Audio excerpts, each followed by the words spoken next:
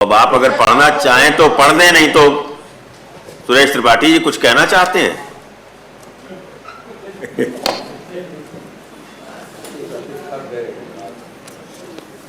न थकेंगे और न रुकेंगे, आप इसकी चिंता मत करिए,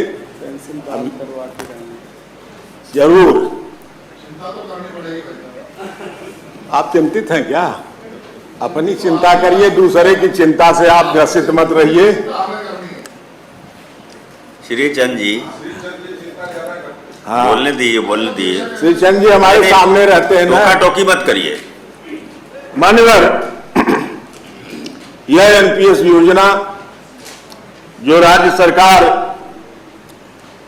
शिक्षकों और कर्मचारियों पर थोप दिया है, जिसका गुणगान करते सरकार नहीं थकती, मेरा एक सुझाव नहीं, मांग है सरकार से कि जिन पर यह योजना लागू की गई है, अब कहते हैं बहुत अच्छी योजना है, तो 1 अप्रैल 5 के बाद नियुक्त कर्मचारियों शिक्षकों को एक सर्वेक्षण करा लिया जाए, किसी एजेंसी से करा लिया जाए, उनसे जानकारी हासिल कर ली जाए, क्या आप नवीन पेंशन चाहते हैं या पुरानी पेंशन चाहते हैं। दूध का दूध, पानी का पानी अपने आप हो जाएगा।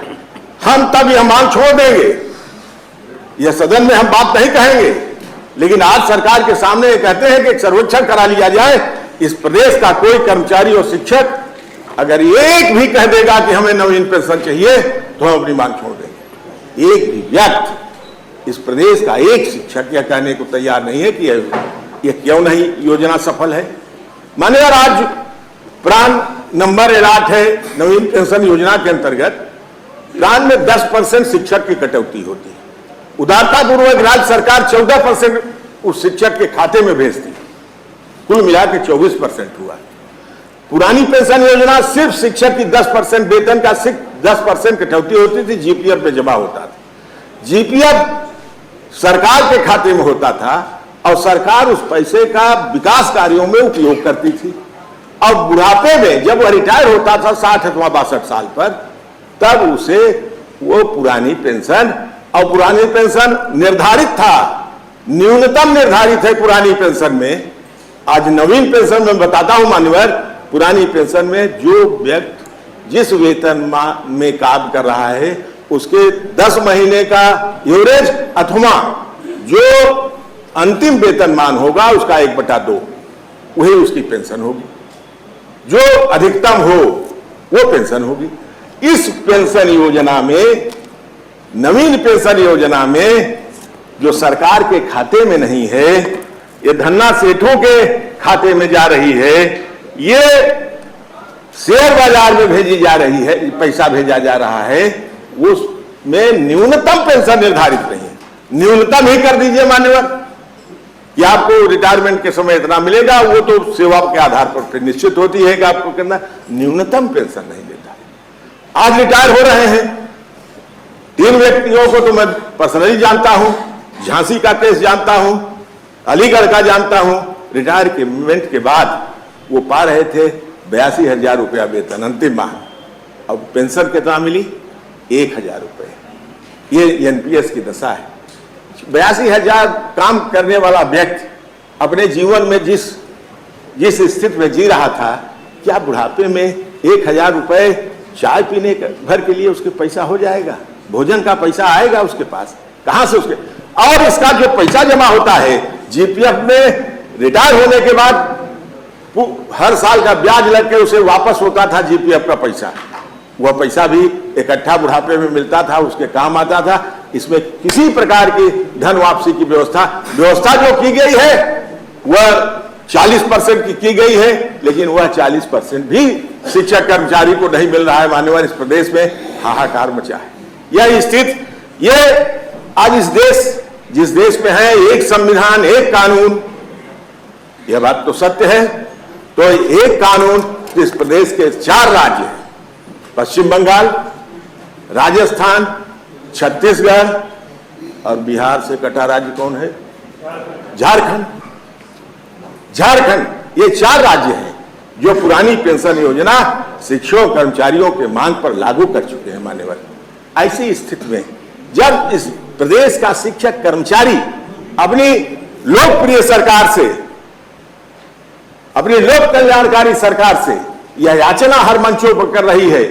प्रश्नों के माध्यम से हम लोग यहाँ, नोटिसों के माध्यम से हम लोग यहाँ उनकी बात रख रहे हैं। वो रख रहे हैं बात धरना और प्रदर्शन के माध्यम से, वह रख रहे हैं बात अपने जुलूसों के माध्यम से।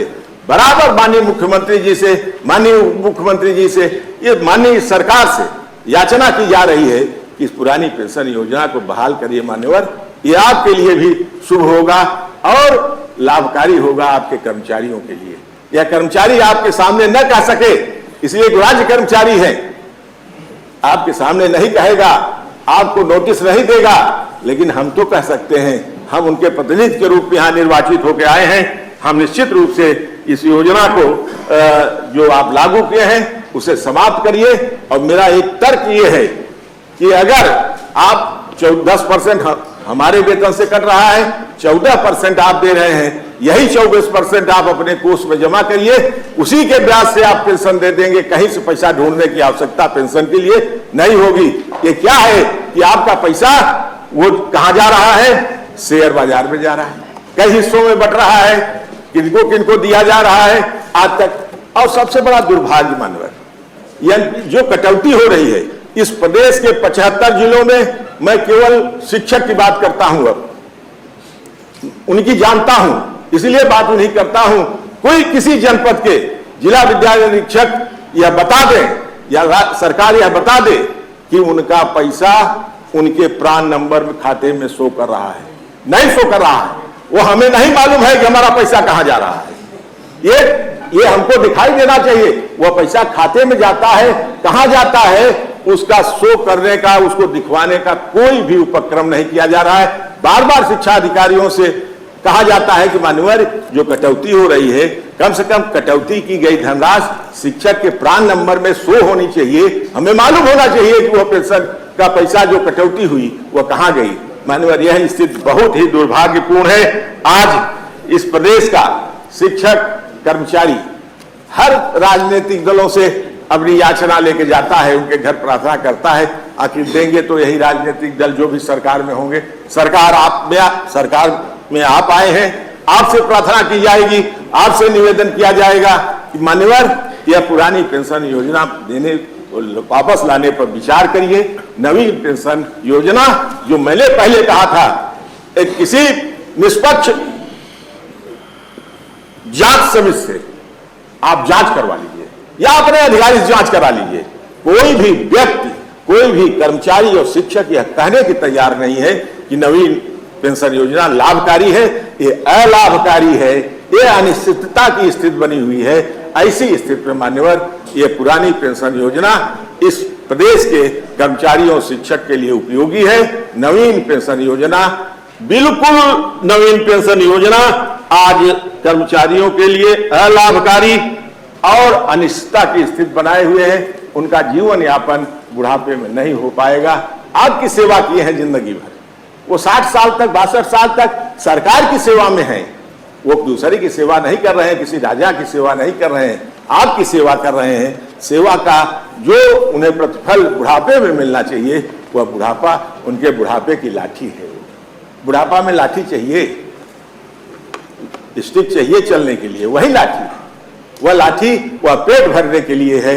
वह पेट भरिए मान्यवर उस बुढ़ापे में, जहां जीवन जीने का पेंशन मिलने से जो पुरानी पेंशन पा रहे हैं। मैं अपने क्षेत्र के एक अपने सम्मानित नेता का नाम जो हमारे बीच में आज नहीं है, आदरणीय Rajkaran Singh ji CB inter college में प्रधानाचार्य थे, 1992 में रिटायर हुए थे। मैं उनके घर जाता था तो वो लगभग 95 वर्ष की अवस्था में उनकी मृत्यु हुई अगले साल। कहता था गुरुजी क्या हाल है? क्या बे सुरेश क्या पूछना, बहुत बढ़िया हाल है, सरकार पेंशन दे रही है। कोई लड़के हमारी सेवा में दिन रात लगे रहते हैं, कहते हैं बाबूजी कुछ चाहिए बाप। कहे क्यों पूछते हैं जानते हो? कहना कहे कि 40,000 मिल रही है, 10,000 मेरे ऊपर खर्च, 30,000 तो ये लोग खा रहे हैं ना मेरी। तो ये इसलिए मेरी सेवा करना है। आज जिस बुढ़ापे को, जिस व्यक्ति को रिटायरमेंट हो जाएगा, जो आज सेवानिवृत्त हो जाएगा और 1,000 और 1,500 पेंशन पाएगा, उसका लड़का नहीं पूछेगा, घर से मार के निकाल देगा उस बुढ़ापे में। इसलिए पेंशन आवश्यक है। माननीय, यह पेंशन आपके लिए भी जरूरी है, सबके लिए जरूरी है। ये अब बुढ़ापे के लिए उनको सहारा चाहिए। बस इतना ही निवेदन कर सकता हूं, इतना ही कह सकता हूं कि माननीय, कि पुरानी पेंशन योजना को बहाल करिए, नवीन पेंशन योजना समाप्त करिए। इस देश में परंपरा चल गई है, एक न एक दिन मुझे विश्वास है कि इस प्रदेश में भी पुरानी पेंशन योजना लागू होगी।